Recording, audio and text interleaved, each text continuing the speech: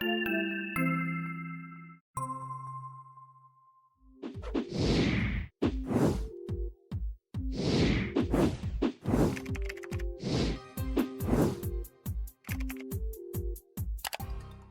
back. Richard, it's good to see you this morning. Hey man, happy April. Yes. April 1st. I don't know why they call it April Fool's. There's probably some reason for that, but Yeah. what it Yeah. is. And this is not a podcast about April Fool's Day. We're not going to talk about it. We're not going to try to trick anybody this morning. Right? No, not at all. But we are going to talk about one of our not favorite topics. One of the topics that we talk about a lot with parents but also with teachers and other people who work with children. We're going to talk a little bit about consequences and punishment. We did a series not long ago that touched on this, but we hear from people, we see patients, and this continues to be a recurring theme of something that we need to talk about. That's right. You think you've had the last word, or you think you've talked about it, and we have discussed this stuff before. But this is one of those issues that keeps coming up over and over and over again. And with each generation of parents, each generation has to relearn, or learn it themselves. And we find in our clinical work that punishment can often create more problems than it solves. Mm-hmm. Okay, so and that's typically the case. There's a lot of misinformation, a lot of misunderstanding of what punishment is and what it should do. And I think the most frequently used phrase is, well, you have to have consequences. I think that's the one that we hear most often is, well, we have to have a consequence. Yeah, we don't disagree, but we have to be very careful with this notion of we have to have consequences. And that's sort of what we want to talk about today is, what do you mean what do you mean by consequences? Right. Yeah. So and all of this starts when kids are very young. You have what we call the terrible twos, and when all the temper tantrums and things like that start, and that's when parents first start to get some of that resistance, and dishonesty and some of those things from kids. But you also start to get some defiance at that point. Kids will, once a child learns to say the word no, learns the power of the word no, usually because they've heard that word so many times. Yeah. Guess who used it first? Right. and most often, right? Right. So once a child starts to wield the power of the word no, they don't stop. And so, parents have to deal with that obstacle, the defiance, and especially there's times when they're going to experience the same behaviors over and over and over again, and the child continues to do the same behavior, and so it leads to a lot of frustration and stuff for parents. Right. Before during pregnancy and infancy, you hear parents say, well, I just want the baby to be healthy. I just want my daughter to be healthy. That's all. I just want her to be healthy. But when the baby's born, then they start saying, well, I'm glad that she's healthy, but I also want her to be a D1 athlete and a scholar. I want her to be a Rhodes Scholar and go to the NBA.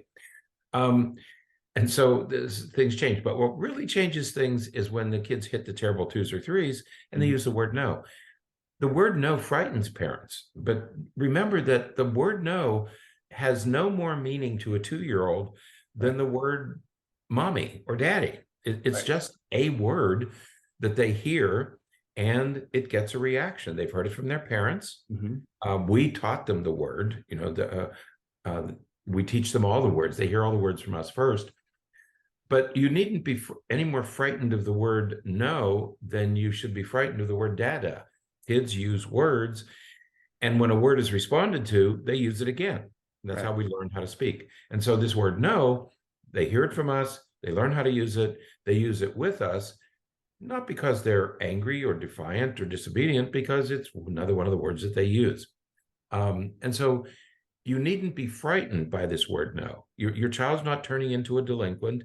Nothing bad is going to happen. It's not their road to degradation. So don't be frightened by this word no. Know where it's coming from, and stay calm, and we'll be able to deal with it. But it's really not defiance. Right. And so we have these, one of the things we want people to think about is that you have these sort of graduations of Right. inappropriate Sins. behavior. Sin. Graduations of You have, sin. you have gradations of sin. You know, there are in the Catholic Church, there are mortal sins and venial sin. Mortal sins are real bad. Venial sins are, yeah, you shouldn't do this, but no one's going to die. So you're right. We have gradations of misbehavior. Right. Right. I mean, Yeah. some things you tolerate and some things you say, no, I have to put a stop to this right now. So, yeah. And so, yeah, you have those that are less less tolerable and those that are a little bit more tolerable. And but the consequences or the punishments or our reactions to those should be similarly variable. right. You know, I mean, you don't pull the nuclear option over, you know, the first time the child says no when you ask them to eat broccoli. right. You don't. You have to apply consequences that are appropriate, that fit what's happening, and Right. you know, so you have to have a toolbox full of different Right. strategies. Right. When you think in terms of of misbehaviors that, and we've talked many times about misbehavior. When you talk about misbehavior, I think they divide into two classes. One are in one category, you have very big misbehaviors like biting and hitting and destroying, you know, breaking things and Dangerous and hitting destructive. yeah, any physical aggression, destructive, so dangerous and destructive behaviors. Those are big things that you react to. There's another category of sins, and those are things that kids do repeatedly, even when they're told, you know, you hear parents, I've told you 1,000 times not to do that. So I think that that's the other group of misbehavior that gets our attention and that we want to react to, and that we typically react to in sort of an aggressive way. You know, I've told you 1,000 times not to do that, and now I'm really going to come down on you. Okay, right. So those are the two times when we have to be careful: big sins and repeated sins. Right.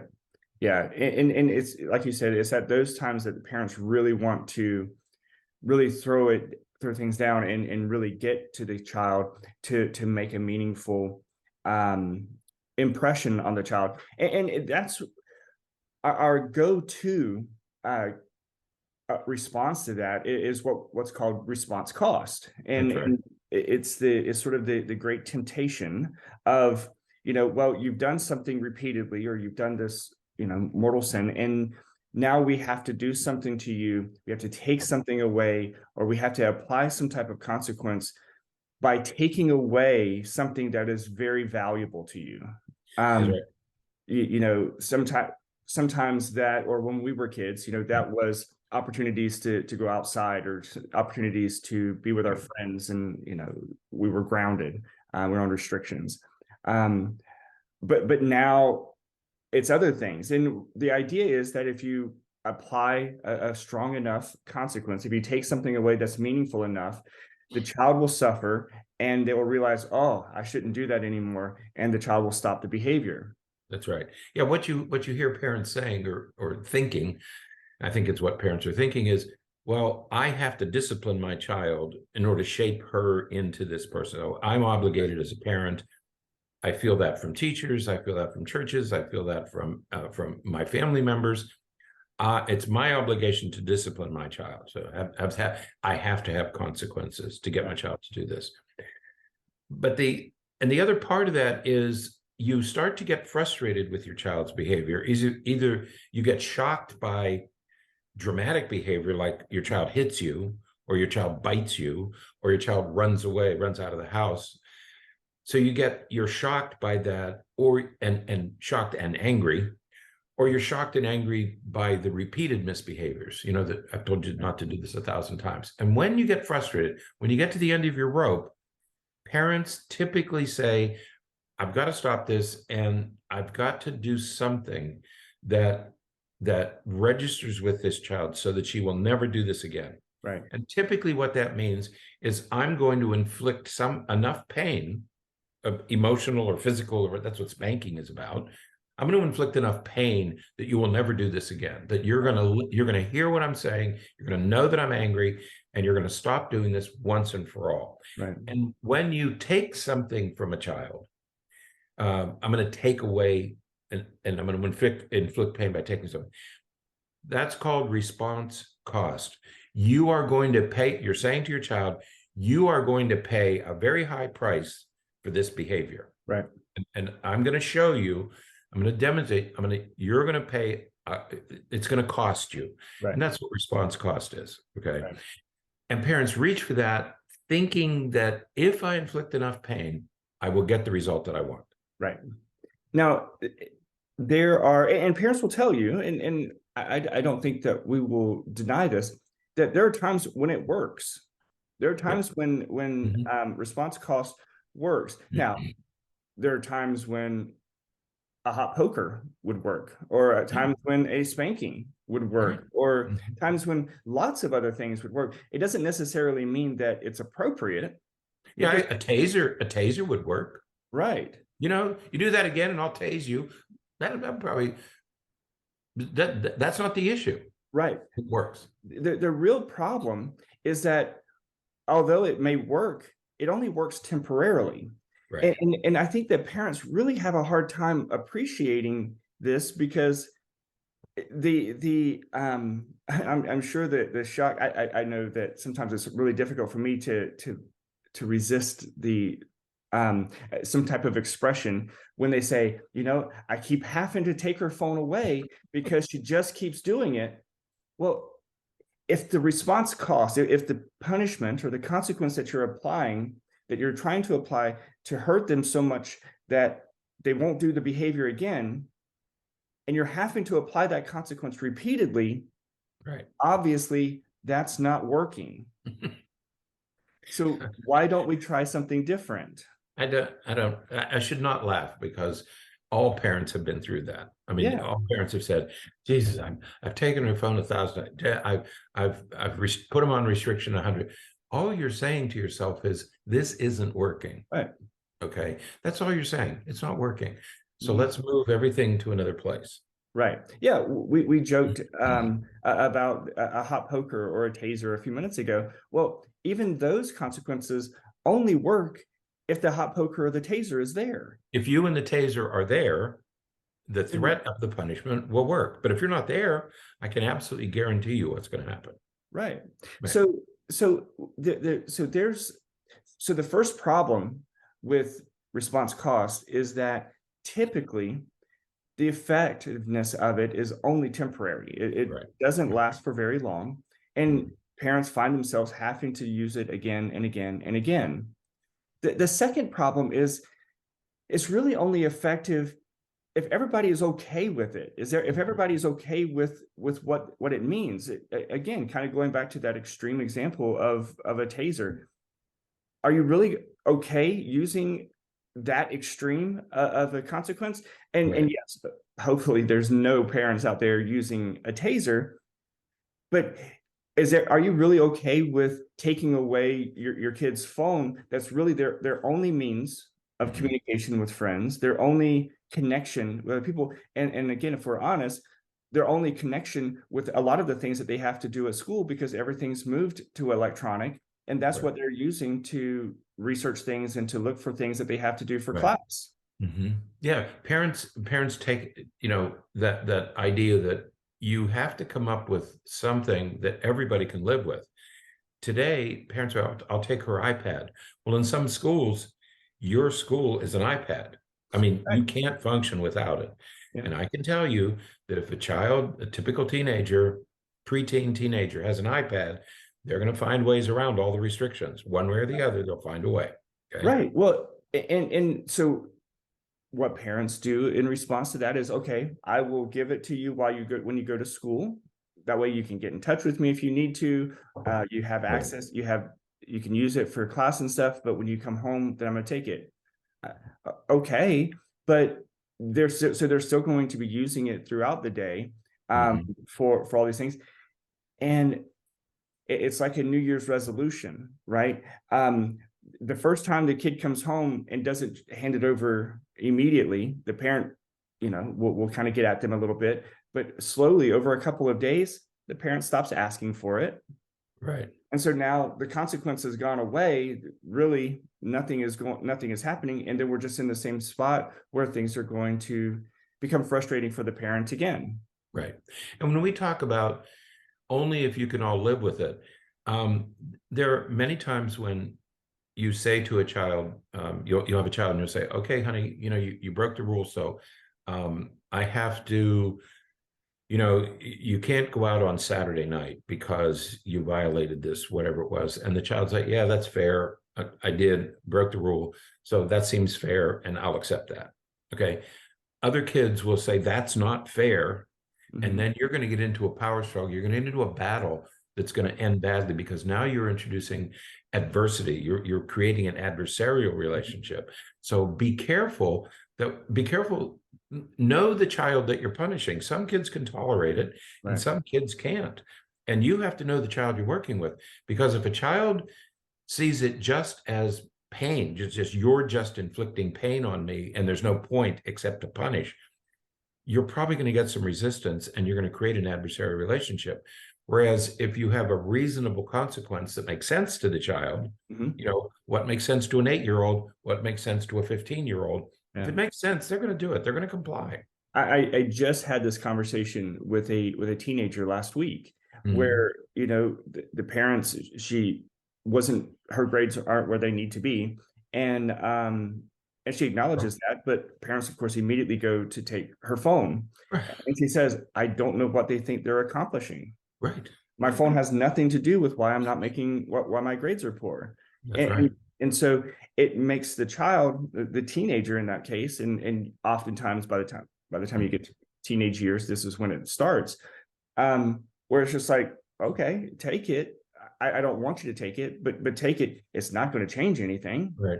And if the child doesn't change, and if the girl doesn't care about her grades, the parents care about grades. But if the girl doesn't care about getting A's, it doesn't matter what you take. Right. It doesn't matter what you do, because the goal, getting all A's, means absolutely nothing to her. Right. And you can do whatever you want. It's not going to change anything. Right.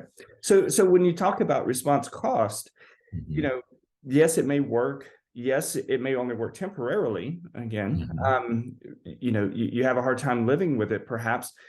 And the cost is oftentimes damage to the relationship, damage to the parent and child relationship. And, we're not saying that parents and kids need to be friends, that we're not saying that you need to, cross over that relationship to something other than parent-child.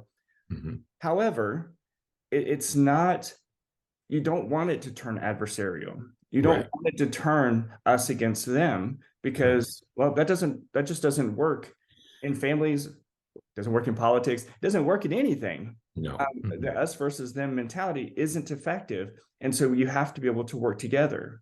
Yeah, none of this is going to work if you don't have a trusting relationship with your child. And I don't care whether you're a teacher or a prison warden or a parent, a grandparent. If you don't have a good relationship, and by good I mean mutual trust, mutual respect, if you don't have that, the rest of this is probably not going to work very well. Right. So you don't want to do anything to damage that relationship. Right. And so response cost, when you say you're going to pay a price for this, it carries the possibility of damaging the relationship. That's what we worry about. Don't damage the relationship. Okay. Right. So when you think about the sort of the perils of response cost, it creates that you're at risk for creating that adversarial relationship. Right. And I have a difficult time thinking of examples, just anecdotal clinical examples, where it doesn't, when that strategy is used repeatedly, where it doesn't turn into an adversarial relationship. It almost always does. Right. But you also have to be mindful that, the things that you're taking away, that at some point that could potentially be used against you as well. Absolutely. When you take your child's phone, okay, well, are you going to keep them at home all the time? Your teenage daughter wants to go, she doesn't have her phone, but she's not on restriction, so she can go stay with her friends. She can go spend time with her friends. Well, now you can't figure out where she is because she doesn't have her phone. Right. She can't call you if she needs your help. Right. So Okay, so now are you going to give her her phone when she's going out with her friends, or are you going to keep that? Or not only is she on restrictions from her phone, is her phone taken away, but now she can't go out with her friends either. Right. And she's going to get left behind, Yeah, because they're all communicating with each other via telephones, via their cell phones. And so she's going to be left out of that. So she's paying a second price. And that matters to them. It may not matter to us. We may feel, well, then you should do what I tell you to do. right. It's not going to matter as much to them as it does to us. Okay. So be careful when you take your phone, because when you take that phone, you're taking something that's so valuable that you're probably going to get a type of resistance that you don't want to have to deal with. Right. Okay. So it just isn't worth it. It's so difficult. But if you're going to take the phone, take it for an hour. Okay. Yeah. Just remove it until the storm passes and then give it back to her. Okay. Don't take it for a day or a week, or parents will, I'll take your phone for a month. Yeah. I can tell you that's not going to change anything. That what it's going to change, it's going to change your relationship.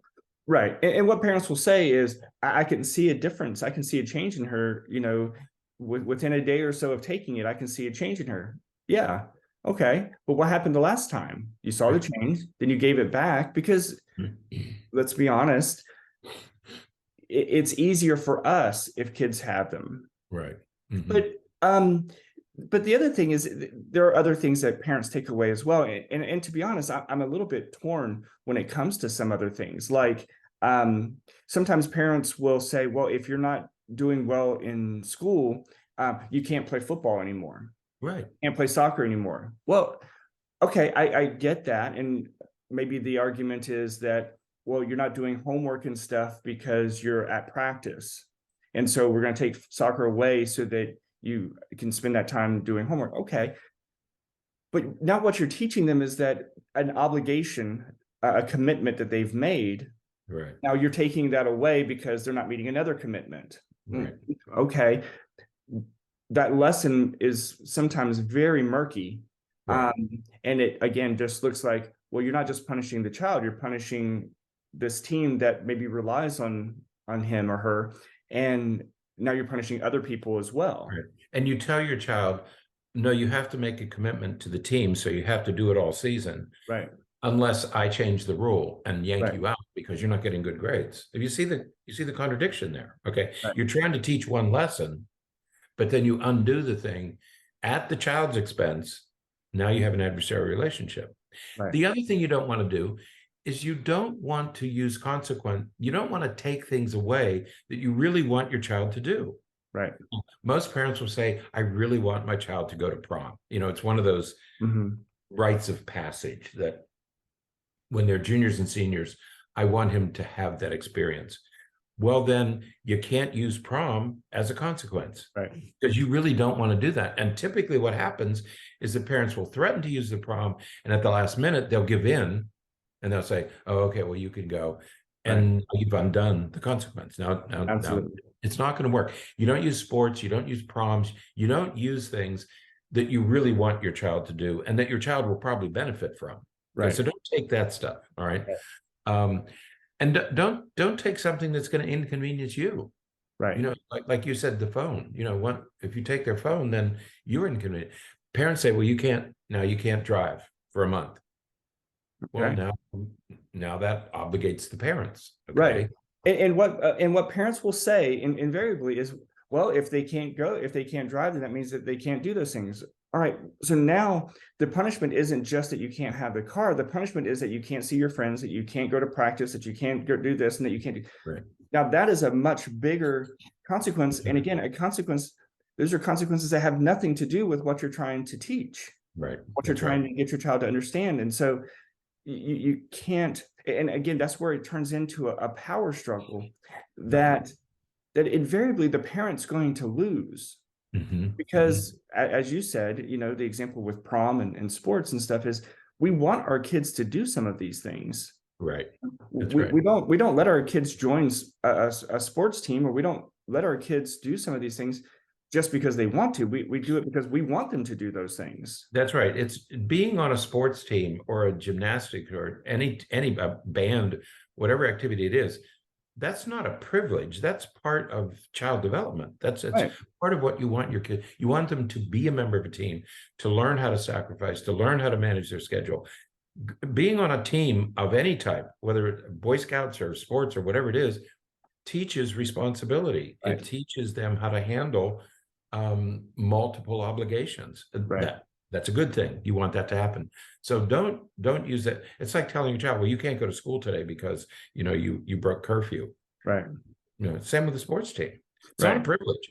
It's an important part of child development. Yeah.